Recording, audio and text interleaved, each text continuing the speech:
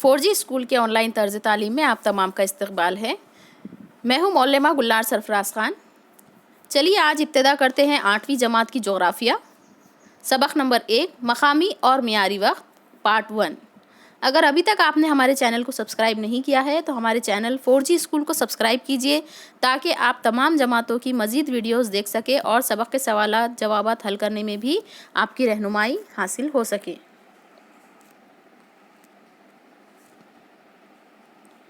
سبق نمبر 1 مقامی اور معیاری وقت۔ ہم صبح اٹھ کر دانت صاف کرتے ہیں، نہاتے ہیں، ناشتہ کر کے اسکول جاتے ہیں، جماعت میں پڑھتے ہیں، گھر واپس آتے ہیں، شام کو کھیلنے کے لیے میدان پر جاتے ہیں، رات میں کھانا کھاتے ہیں اور دانت صاف کر کے سو جاتے ہیں۔ دن بھر ہم اس طرح مختلف کاموں میں مشغول رہتے ہیں۔ دن بھر کے ان مشاغل پر غور کریں تو ہر کام وقت اور مقررہ وقت کرنے کی ضرورت ہوتی ہے۔ قدیم زمانے میں وقت کی پیمائش کے لیے لوگ قدرتی واقعات اور وسائل کی مدد لیا کرتے تھے۔ مشاہدے اور تجربے کی بنیاد پر وہ دن کی تقسیم درجہ ذیل طریقے سے کرتے تھے۔ سورج کے طلوع ہونے سے لے کر غروب آفتاب تک کا عرصہ دن اور غروب آفتاب سے سورج کے طلوع ہونے تک کا وقت رات ہے۔ ایک طلوع آفتاب سے لے کر دوسرے طلوع آفتاب تک کا وقت ایک یوم یا ایک دن یا ایک رات کہلاتا ہے۔ قدیم زمانے میں کسی واقعے کے حوالے سے اور ریت گھڑی، آب گھڑی وغیرہ کا استعمال کر کے وقت بتایا جاتا تھا۔ زمین کی محوری گردش کے لیے 24 گھنٹے یعنی ایک یوم کا عرصہ لگتا ہے۔ سورج جس سمت سے طلوع ہوتا ہے اسے ہم مشرق کہتے ہیں، اور اس نو سے غور کریں تو زمین اپنے محور پر مغرب سے مشرق کی طرف گھومتی ہے۔ زمین کی اسی محوری گردش کی وجہ سے ہم طلوع آفتاب، دوپہر، غروب آفتاب، رات، نصف شب کا اندازہ کر سکتے ہیں۔ محوری گردش کے دوران مغربی سمت کے طول البلد یکے بعد دیگرے سورج کے سامنے آتے ہیں اور مشرقی سمت کے طول البلد بالترتیب اندھیرے میں چلے جاتے ہیں۔ جو طول البلد سورج کے سامنے آتے ہیں وہاں سورج طلوع ہوتا ہے۔ اس کے برعکس جو طول البلد اندھیرے میں چلے جاتے ہیں ان طول البلد پر سورج غروب ہوتا ہے۔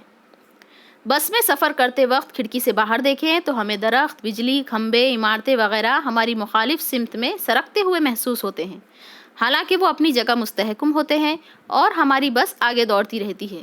بالکل اسی طرح زمین کا اپنے محور پر گھومنے کی وجہ سے سورج کا مقام ہر دن مشرق سے مغرب کی جانب سرکتا ہوا محسوس ہوتا ہے۔ اس تصویر میں دیکھیے، دن بھر میں سورج کا مقام اور سائے میں ہونے والی تبدیلی دکھائی گئی ہے۔ کھوکھو کے میدان پر آپ نے دیکھا ہوا کہ اس طرح سے کھمبے لگائے جاتے ہیں اور صبح سے لے کر شام تک اس کھمبے کے سائے میں کیا فرق ہوتا ہے دیکھیے۔ صبح 8 بجے، 10 بجے، 12 بجے، دوپہر 2 بجے اور شام میں 4 بجے، یعنی کھمبے کے سائے کی سمت مکمل طور پر سورج کی روشنی کی وجہ سے تبدیل ہو جاتی ہے۔ صبح اور شام کو یہ سایہ بہت طویل رہتا ہے جبکہ دوپہر میں بہت چھوٹا، اور مشاہدے میں سمجھ میں آیا ہوگا کہ کھمبے کے تعلق سے کہا جائے تو آسمان میں سورج کا مقام بدلنے کی وجہ سے کھمبے کی سائے کی لمبائی اور سمت بدلتی ہے۔ اس وجہ سے گردش کے دوران سورج کے سامنے زمین کا مخصوص حصہ آنا اور آگے نکل جانا یہ واضح ہوتا ہے۔ اسی ضمن میں ایک اور بات ہمارے تجربے میں آتی ہے، وہ یہ کہ صبح اور شام کو ہوا کی تپش یعنی گرمی میں کمی محسوس ہوتی ہے جبکہ دوپہر میں گرمی زیادہ ہوتی ہے۔ محوری گردش اور سورج کے تناظر میں مقام، یہ دیکھیے سورج ہے اور زمین دی ہوئی ہے اس شکل میں جہاں تک سورج کی روشنی پڑ رہی ہے، یعنی زمین کا آدھا حصہ روشن ہے اور آدھا حصہ اندھیرا ہے۔ جو پیچھے کا حصہ ہے وہاں پر آدھی رات ہے اور جو سامنے کا حصہ ہے وہاں پر دوپہر ہے، اور شمالی قطب بھی اس میں دکھایا گیا ہے، کہاں طلوع آفتاب ہو رہا ہے، کہاں غروب آفتاب ہو رہا ہے، کیونکہ زمین گردش کر رہی ہے۔ مقامی وقت۔ طلوع آفتاب کے بعد سورج جیسے جیسے آسمان میں اوپر سرکتا ہے ہمارا سایہ چھوٹا ہوتا جاتا ہے۔ دوپہر کے وقت عموماً ہمارے سائے کی لمبائی سب سے کم ہوتی ہے۔ دوپہر کے بعد سورج مغربی افق کی جانب سرکنے کی وجہ سے شام ہونے تک ہمارا یہ سایہ پھر طویل ہو جاتا ہے۔ روئے زمین پر دوپہر کا وقت ایک ہی طول البلد پر یعنی دائرۂ قطب شمالی سے دائرۂ قطب جنوبی تک ہر جگہ یکساں ہوتا ہے۔ کسی مقام کے حوالے سے آسمان میں سورج کے مقام کے ذریعے طے کیا گیا وقت اس کا مقامی وقت کہلاتا ہے۔ قطبی دائرے سے لے کر قطب کے علاقے میں البتہ موسم کے لحاظ سے پورا یوم 24 گھنٹے سے بھی زیادہ کا ہو سکتا ہے۔ اس کے لیے ان علاقوں میں طلوع آفتاب، دوپہر، غروب آفتاب نیز آدھی رات کے اوقات کو سمجھ لینا ضروری ہوتا ہے۔ قطب پر 6 مہینے کا دن اور 6 مہینے کی رات ہوتی ہے۔ قطب پر طلوع یا غروب آفتاب کا وقت بتانے کے لیے تاریخ بتانی پڑتی ہے۔ وہاں کسی تاریخ کو سورج طلوع ہو جائے تو وہ متواتر افق پر گھومتا ہوا دکھائی دیتا ہے، اس لیے وہاں سایہ اور سائے کی لمبائی کا خیال دوپہر کے لیے نہیں کیا جا سکتا۔ مختلف طلوع البلد پر طلوع آفتاب، دوپہر اور غروب آفتاب کے اوقات مختلف ہوتے ہیں۔ ممبئی میں جب دوپہر کا وقت ہوتا ہوگا تو اس وقت کولکاتہ میں یہ حالت نہیں ہوگی۔ کولکاتہ ممبئی کے مشرق کی جانب طلوع البلد پر واقع ہونے کی وجہ سے وہاں کا دوپہر کا وقت پہلے ہی ہو چکا ہوگا۔ روئے زمیں پر کسی مقام کا مقامی وقت دوپہر کے حوالے سے طے کیا جاتا ہے، اسی لیے کسی طلوع البلد پر مقامی وقت ایک جیسا ہوتا ہے۔ مقامی وقت لامحدود علاقے میں استعمال کرنے میں کوئی رکاوٹ نہیں ہے۔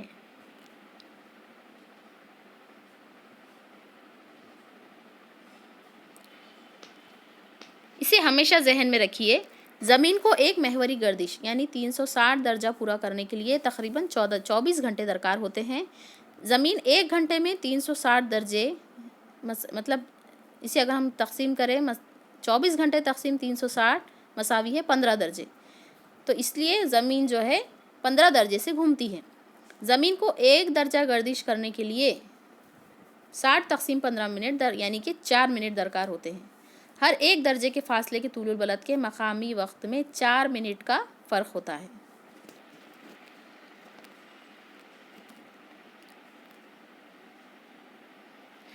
بنیادی طلوع البلد کے وقت کے حوالے سے مختلف طلوع البلد کے مقامی وقت کو معلوم کیا جا سکتا ہے۔ اس کے لیے ذیل کی مثالیں ہم دیکھیں گے۔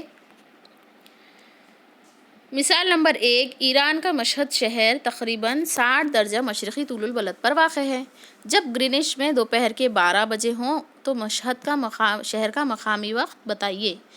اب بیان دیکھیے کیا ہے اس کے بارے میں کہ بنیادی طلوع البلد کے مشرق میں ہر طلوع البلد پر مقامی وقت 4 منٹ بڑھے گا۔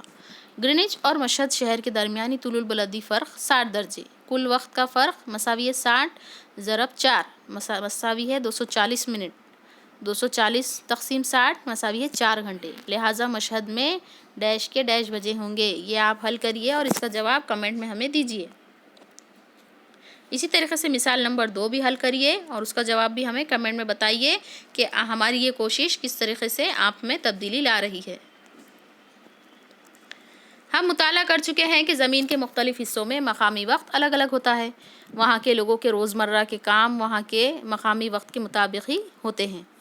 شکل میں آپ کو بتایا گیا ہے کہ طلوع البلد کا مقامی وقت کس طرح ہوتا ہے۔ اس نقشے کا مطالعہ کر کے آپ کو سوالوں کے جوابات دینا ہے اور اس کے درجوں کا فاصلہ اور وقت میں نسبت قائم کرنی ہے۔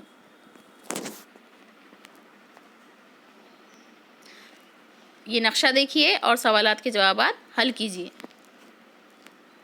اس سبق کا اگلا حصہ، اگلا پارٹ دیکھنے کے لیے ہمارے چینل 4G اسکول کو سبسکرائب کیجیے اور اپنے دوستوں سہیلیوں کے ساتھ اسے شیئر کیجیے اور اپنی تعلیم جاری رکھیے۔